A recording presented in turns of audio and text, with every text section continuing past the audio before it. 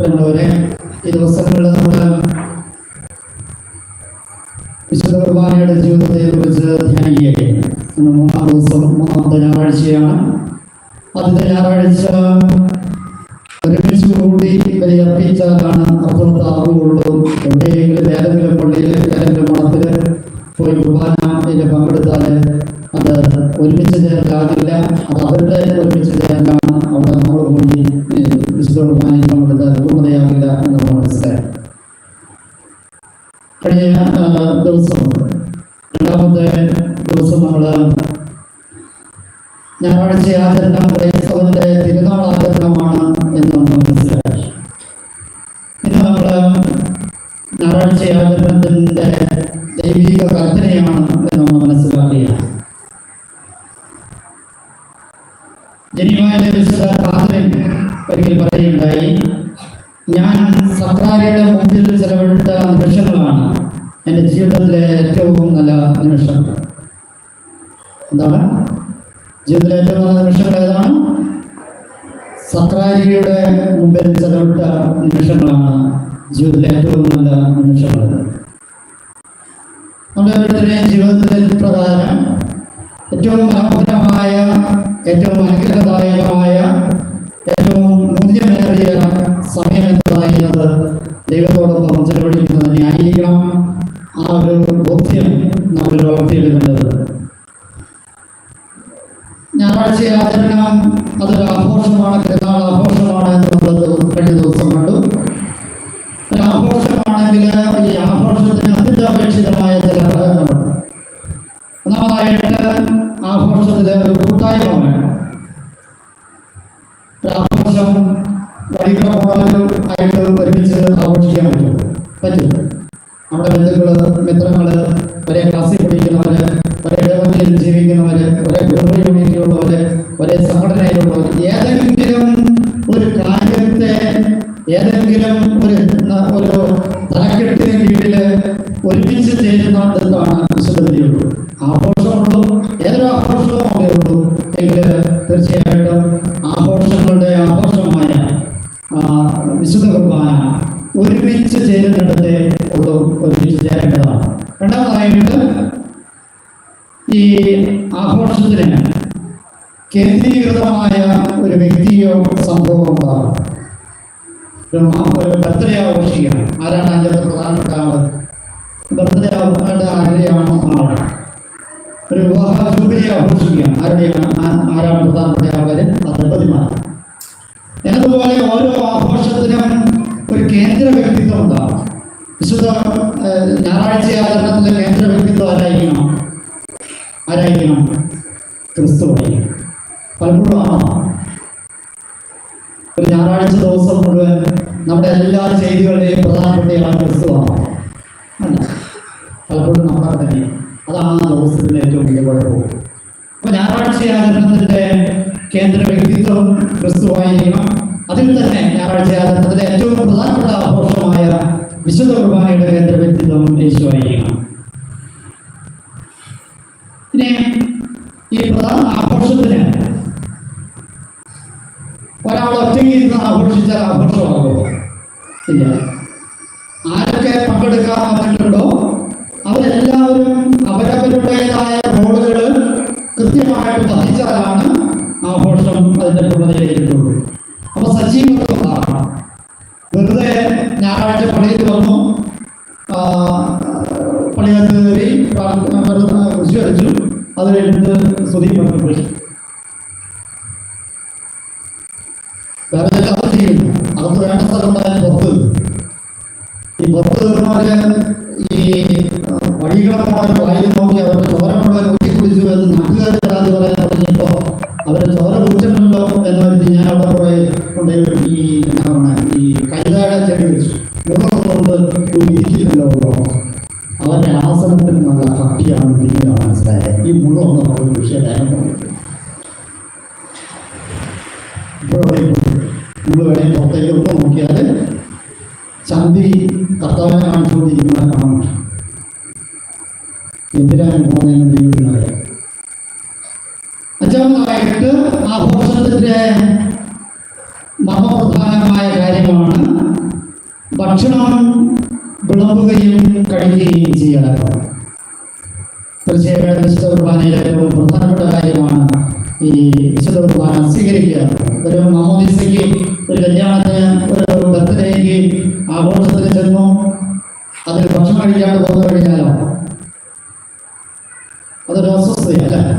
ഇത് തന്നെയാണ് വിശുദ്ധ കുർബാനയിൽ വിശുദ്ധ കുർബാന സ്വീകരിക്കാതെ പോയി കഴിഞ്ഞാൽ പാടും. പക്ഷെ അയോഗ്യതയോടുകൂടി സ്വീകരിക്കാനും പാടില്ല. അയോഗ്യതയോടുകൂടി സ്വീകരിച്ചാൽ എനിക്ക് വലിയ കുഴപ്പം. അതുകൊണ്ടാണ് നമ്മൾ എല്ലാ ശനിയാഴ്ചയും വൈകിട്ട് കുമ്പസാരത്തിന് ഉള്ള സൗകര്യം ഒരുക്കിയിട്ടുള്ളത്. അപ്പോൾ പറഞ്ഞു വന്നത്, വിശുദ്ധ കുർബാന ഒരാഘോഷമാണെങ്കിൽ ആ ആഘോഷത്തിന് ഒളിച്ചുകൂടാൻ പറ്റാത്ത ചില കാര്യങ്ങളുണ്ട്. ആ കാര്യങ്ങളിലൂടെ നമ്മൾ കടന്നു പോകേണ്ടത്. നമ്മുടെ ബൈബിളിൽ ലൂക്കയുടെ സുവിശേഷം 22-ാമത്തെ അധ്യായം 19-ാമത്തെ വാക്യത്തിൽ, ലൂക്കയുടെ സുവിശേഷം 22-ാമത്തെ അധ്യായം 19-ാമത്തെ വാക്യം, വാക്യത്തിന്റെ അവസാന ഭാഗം ഒന്ന് വായിച്ചേ. എന്താണ് പറഞ്ഞിരിക്കുന്നത്? ഞാൻ ഈ ചെയ്തത് നിങ്ങൾ എൻ്റെ നാമത്തിൽ ഒരുമിച്ച് കൂടുമ്പോൾ എൻ്റെ ഓർമ്മയ്ക്കായി ചെയ്യണം. എന്ത് ചെയ്യണം? നിങ്ങൾ എൻ്റെ നാമത്തിൽ ഒരുമിച്ച് കൂടുമ്പോൾ എൻ്റെ ഓർമ്മയ്ക്കായി ഇത് ചെയ്യണം. ഇത് തന്നെയാണ് പൗലോസ് കൊരിന്തോസിന് എഴുതിയ 1-ാമത്തെ ലേഖനം 11-ാമത്തെ അധ്യായം 26-ാമത്തെ വാക്യം. എന്താ പറയണേ? നിങ്ങൾ എൻ്റെ നാമത്തിൽ ഒരുമിച്ച് ചെയ്യുമ്പോൾ നിങ്ങൾ എൻ്റെ ഓർമ്മയ്ക്കായി എന്താ ചെയ്യണം? ഇത് ചെയ്യണം. ഓർമ്മയ്ക്കായി ഇത് ചെയ്യണം. നിങ്ങൾ ഒരുമിച്ച് കൂടുമ്പോൾ വിശുദ്ധ ബലി കാണണമെന്നാണോ പറഞ്ഞേ? ആണോ? അല്ലല്ലോ. വിശുദ്ധ ബലി കേൾക്കണം എന്നാണോ പറഞ്ഞേ? അല്ലല്ലോ. പിന്നെ എന്താ പറഞ്ഞേ?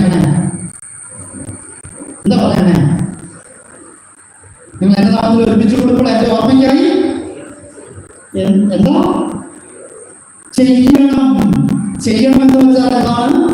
അത് കർമ്മമാണ്, അല്ലേ? എന്തെങ്കിലും ചെയ്യണ്ടോ? വിശുദ്ധ കുർബാനയ്ക്ക് വന്നിട്ട് എന്തെങ്കിലും ചെയ്യണ്ടോ? അതേ കാണുന്നു, അതൊക്കെ അറിയുന്നുണ്ടോ? അത് വെറുതെ വന്നിരിക്കുകയാണ്. ചെയ്യണം.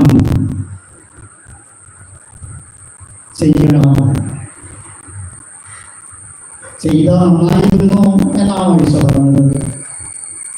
ആണോ? അല്ല. ചെയ്താൽ നല്ലതായിരിക്കും എന്നല്ല, ചെയ്താൽ എനിക്ക് സന്തോഷമായിരിക്കും എന്നല്ല, ചെയ്യാമോ എന്ന് ചോദിക്കലുമല്ല. പിന്നെ എന്താ പറഞ്ഞേ? ചെയ്യണമെന്ന് വെച്ചാൽ എന്താ? കൽപ്പനയാണ്. ഞായറാഴ്ച കർത്താവിന്റെ ദിവസമായി നമ്മൾ ആചരിക്കുമ്പോൾ, നമ്മൾ ഒരുമിച്ച് ചേരുമ്പോൾ, ഒരുമിച്ച് ചേരാത്തടത്ത് ചെയ്യാൻ പറ്റില്ല കേട്ടോ. ഒരുമിച്ച് ചേരാത്തടത്ത് ചെയ്യാൻ പറ്റില്ല. ഈ വിലങ്ങുകളൊക്കെ അപ്പുറത്തെ പടത്തിലോ, അപ്പുറത്തെ കപ്പലയിലോ, അപ്പുറത്തെ ആശ്രമത്തിലോ, അതിനപ്പുറത്തെ പള്ളിയിലോ അവർ ഒരുമിച്ച് ചേരുമ്പോൾ നമ്മൾ അവിടെ പോയി കണ്ടിട്ട് കാര്യമൊന്നുമില്ല. നീ എവിടെ ഒരുമിച്ച് ചേരണം? നിനക്ക് അപ്പുറത്തോടെ നീ ഒരുമിച്ച് ചേരണം. ഒരുമിച്ച് ചേരുമ്പോ എന്റെ ഓർമ്മയ്ക്കായി ഇത് ചെയ്യണം. അത് കൽപ്പനയാണ്. ചെയ്തില്ലെങ്കിലോ ദൈവത്തിന്റെ കൽപ്പനയുടെ ലംഘനമാകും. ഇത് സഭയ്ക്ക് കൃത്യമായിട്ട് അറിയാവുന്നത് കൊണ്ടാണ് സഭയുടെ കൽപ്പനകളിൽ ഒന്നാമത്തെ കൽപ്പനയായിട്ട് എന്ത് വെച്ചത്? എന്താ വെച്ചാൽ തിരുസഭയുടെ കൽപ്പനകൾ ഒന്നാമത്തെ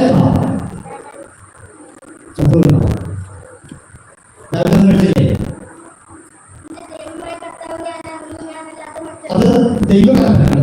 തിരുസഭയുടെ കൽപ്പനകൾ ഞായറാഴ്ചകളും കടമുള്ള തിരുനാളുകളിലും മുഴുവൻ കുർബാന കാണണം.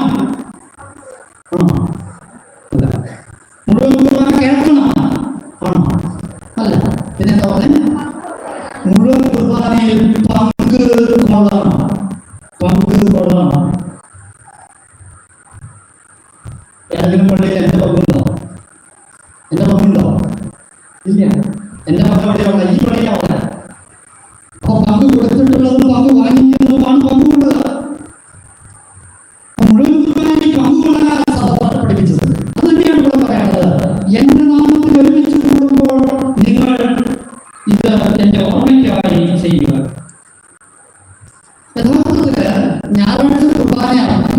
ശരിയാകണമെങ്കിൽ ഈശോ എന്താ ചെയ്തത് എന്ന് മനസ്സിലാക്കണം. അല്ലേ? ഈശോ ചെയ്തതുപോലെ ചെയ്യാൻ പറയാം. ആണോ? ഈശോ ചെയ്തതുപോലെ ചെയ്യാൻ പറയാം. മെത്രാൻ പറഞ്ഞതുപോലെ, വിചാരിച്ചെന്ന് പറയുന്നത് പോലെ, കുടുംബ യൂണിയൻ പ്രസിഡന്റ് പറയുന്ന പോലെ, നാട്ടുകാർ പറയുന്ന പോലെ ചെയ്യാനല്ല പറഞ്ഞത്. പിന്നെയോ ക്രിസ്തു ചെയ്തതുപോലെ ചെയ്യാനാണ്. വളരെ ആഴത്തിൽ ധ്യാനിക്കേണ്ടത്.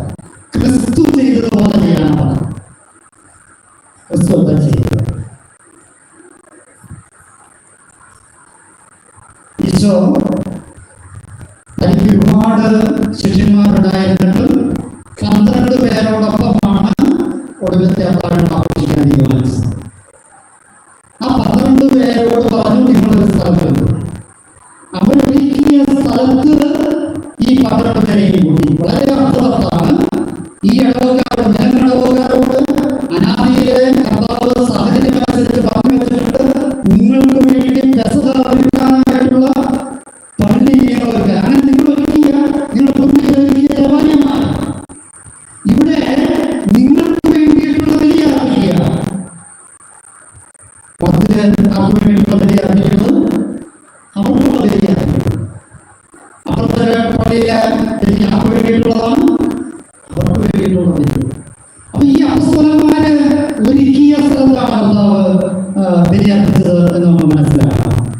ഇനി ഈ അപ്പസ്തലന്മാരെ പുറത്തിരിഞ്ഞ് നിർത്തുകയോ, തെക്കോട്ട് തിരിഞ്ഞ് നിർത്തുകയോ, വടക്കോട്ട് തിരിഞ്ഞ് നിർത്തുകയാണോ ചെയ്തത്? അല്ല. എന്താ ചെയ്തേ? ഒരു മേശയ്ക്ക് ചുറ്റും കൂടി. എന്നിട്ട് എന്താ പറഞ്ഞേ?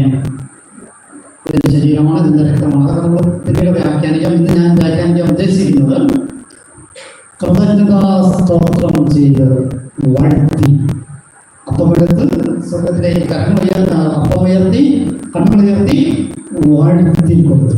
ഈ വാഴ്ത്തലിനെ കുറിച്ച് മാത്രമാണ് ഞാൻ നിങ്ങളുമായിട്ട് പങ്കുവയ്ക്കാൻ ഉദ്ദേശിക്കുന്നത്.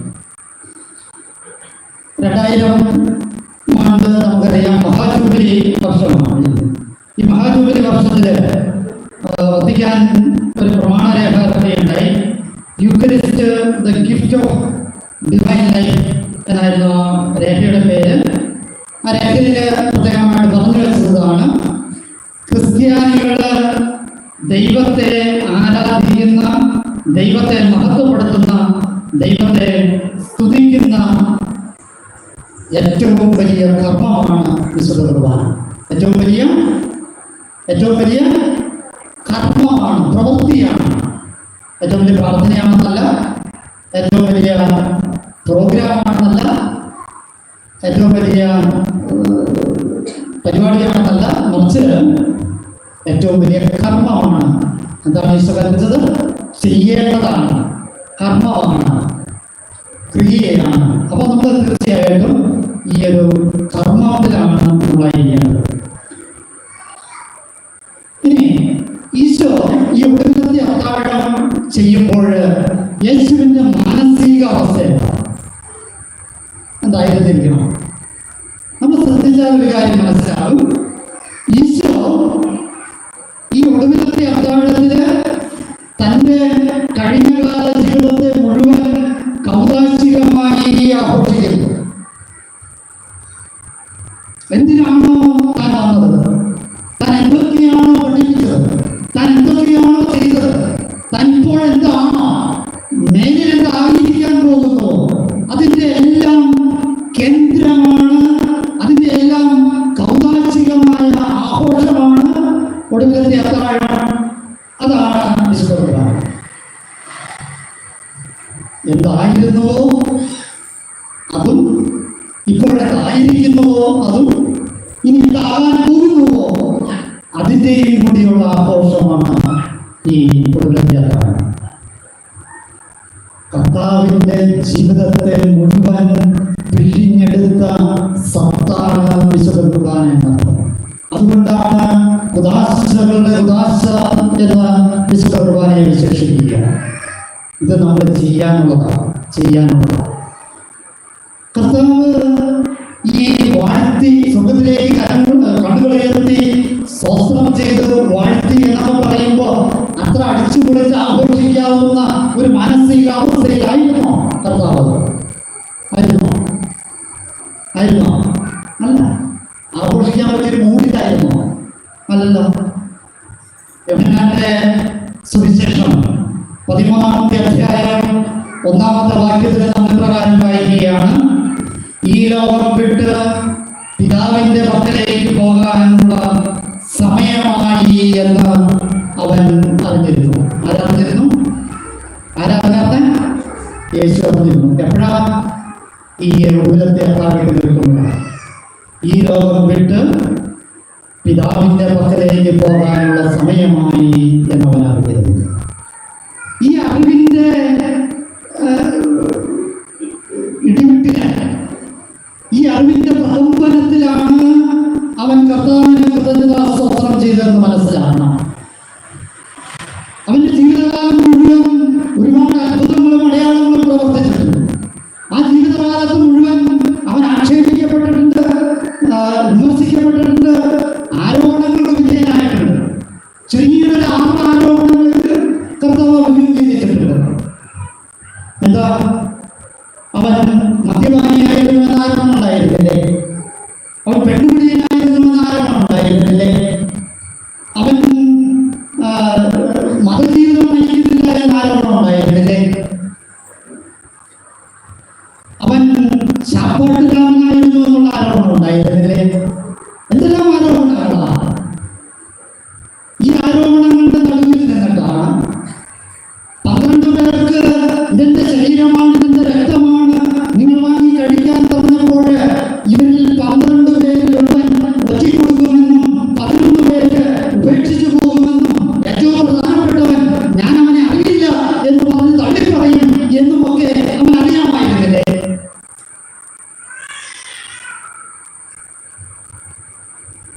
ആ ഒരു നെടുവീർപ്പിൽ നിന്നിട്ടാണ് കൃതജ്ഞതാസ്തോത്രം ചെയ്തത് എന്ന് മനസ്സിലാക്കണം.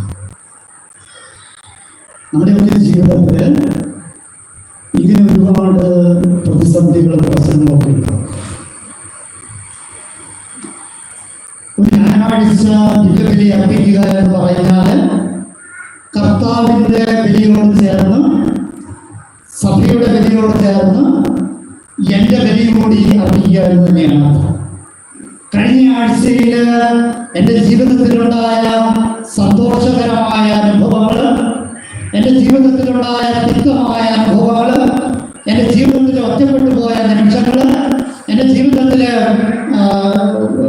പരാജയപ്പെട്ടു പോയ നിമിഷങ്ങൾ, വിജയിച്ച നിമിഷങ്ങൾ, ഇതെല്ലാം കഴിഞ്ഞ ആഴ്ചയിലെ ജീവിതത്തെ മുഴുവൻ ഈ കാസയോടും വിലാസയോടും ചേർത്ത് സമർപ്പിക്കാനായിട്ട് പറ്റണം. ഇപ്പോൾ ആയിരിക്കുന്ന ആഗ്രഹങ്ങളും, ഇപ്പോഴുള്ള സ്വപ്നങ്ങളും, ഇപ്പോഴുള്ള താല്പര്യങ്ങളും, ഇപ്പോഴുള്ള വ്യാമോഹങ്ങളും, ഇപ്പോഴുള്ള പ്രലോഭനങ്ങളും ഇതൊക്കെയും സമർപ്പിക്കാൻ പറ്റണം. ഇനിയോ വരാൻ പോകുന്ന ഒരാഴ്ച, ആ ആഴ്ചയിൽ തമ്പുരാന്റെ പദ്ധതി അനുസരിച്ച് ജീവിക്കാനുള്ള കൃപയ്ക്ക് വേണ്ടി പ്രാർത്ഥിക്കണം. നിങ്ങൾക്കറിയാമോ, ഈ അപ്പസ്തോലന്മാര് വിശുദ്ധ ബലി അർപ്പിച്ചപ്പോൾ, കർത്താവ് ഒടുവിലത്തെ അത്താഴത്തിന്റെ ബലി അർപ്പിച്ചപ്പോൾ വെറുതെ കാഴ്ചക്കാരായിട്ട് ഇരിക്കുകയും ഒരു ഒരുക്കവും കൂടാതെ വിശുദ്ധ കുർബാന സ്വീകരിക്കുകയും ചെയ്ത ചരിത്രം നമുക്കറിയാം. ആ വിശുദ്ധ കുർബാന സ്വീകരിച്ചവനാണ് കർത്താവിനെ ഒറ്റിക്കൊടുത്തത് എന്ന് നമ്മൾ അറിയണം. ഒരു പണിയും ചെയ്യാതെ നമ്മളെ പോലെ വെറുതെ പള്ളിയിൽ വന്നിരുന്ന്, അല്ലെങ്കിൽ സിഹിയും കൂട്ടിച്ചാലിൽ വന്നിരുന്ന് വെറുതെ ഇരുന്നിട്ട് പോയ അപ്പസ്തോലന്മാരുടെ ഗതികേട് നമുക്ക് വരരുത്. കാരണം എന്താ? അവർ പേടിച്ചാണ്ട് ഏതാനും നാളുകൾ ഒന്നും ചെയ്യാൻ പറ്റാതെ ഇരിക്കേണ്ടി വന്നു. മനസ്സിലാക്കണം, നമ്മള് ഒരാഴ്ച, ഒരു ഞായറാഴ്ച വിശുദ്ധ ബലി അർപ്പിച്ചിട്ട് ഞാൻ എൻ്റെ പിന്നീടുള്ള ഒരാഴ്ച എനിക്ക് സജീവമായി, ക്രിയാത്മകമായി ഒന്നിനും ഇടപെടാൻ പറ്റുന്നില്ല, എനിക്ക് പരാജയം സംഭവിക്കുന്നെങ്കിൽ അതിന്റെ അർത്ഥം ഇതാണ്: നീ യോഗ്യതയോടുകൂടി ഇത് ചെയ്തിട്ടില്ല. വിശുദ്ധ കണ്ടു, വിശുദ്ധ കേട്ടു, വിശുദ്ധ അടുത്തിരുന്നു, പക്ഷെ നീ ചെയ്തില്ല. അപ്പോ ഇതെല്ലാം അർപ്പിക്കാൻ സാധിക്കുമ്പോഴാണ് നമുക്ക് വിശുദ്ധ ബലി അർപ്പണമാവുക. ഇത് പറയുമ്പോൾ നിങ്ങൾ പക്ഷെ പറഞ്ഞേക്കാം, ഇത് ക്രിസ്തുവിന് ചെയ്യാൻ പറ്റും, കാരണം ദൈവമാണ്, അങ്ങനെയുള്ള കർത്താവ്. ജോബിന്റെ പുസ്തകം 1-ാമത്തെ അധ്യായം 21-ാമത്തെ വാക്യത്തില് നമ്മളൊരു കാര്യം കാണുന്നുണ്ട്. ജോബ് സകല സമ്പത്തും സമൃദ്ധിയും അഭിവൃദ്ധിയും ഒക്കെ ദൈവം കൊടുത്തു, ജോബിനെ കൊടുത്തു. പക്ഷെ പിന്നീട് എന്നാൽ പിന്നീട് ദൈവം അതെല്ലാം എടുത്തു. ദൈവം എടുത്തു കഴിഞ്ഞപ്പോൾ ഈ ജോബിന് പ്രലോഭനമുണ്ടായി ദൈവത്തെ ശപിക്കാനായിട്ട്. പക്ഷെ ജോബ് എന്താ പറഞ്ഞത്? അതാണ് ജോബിന്റെ പുസ്തകം 1-ാമത്തെ അധ്യായം 21-ാമത്തെ വാക്യം. കർത്താവ് തന്നു, കർത്താവ് എടുത്തു, കർത്താവിന്റെ നാമം മഹത്വപ്പെട്ടത്. എന്താണ്? കർത്താവ് തന്നു, കർത്താവ് എടുത്തു, കർത്താവിന്റെ നാമം മഹത്വപ്പെട്ടത്. പ്രിയമുള്ളവരെ, നമ്മുടെയൊക്കെ ജീവിതത്തിൽ നമ്മളെ ഈ കൊച്ചുകുട്ടികളെ ഇവിടെ തന്നെ പല കൊച്ചുകുട്ടികൾ കൂടുന്നുണ്ട്. ഈ കൊച്ചുകുട്ടികൾക്ക് എന്തെങ്കിലും നമ്മൾ കളിക്കുമ്പോൾ ഭക്ഷണ സാധനം അവർക്ക് പ്രിയപ്പെട്ട കൊടുത്തുകയായിരിക്കുക. കൊടുത്ത ആള് തന്നെ അത് തിരിച്ചു ചോദിച്ചാൽ, തിരിച്ചു മേടിക്കാൻ ശ്രമിച്ചാൽ അത് തരുമോ?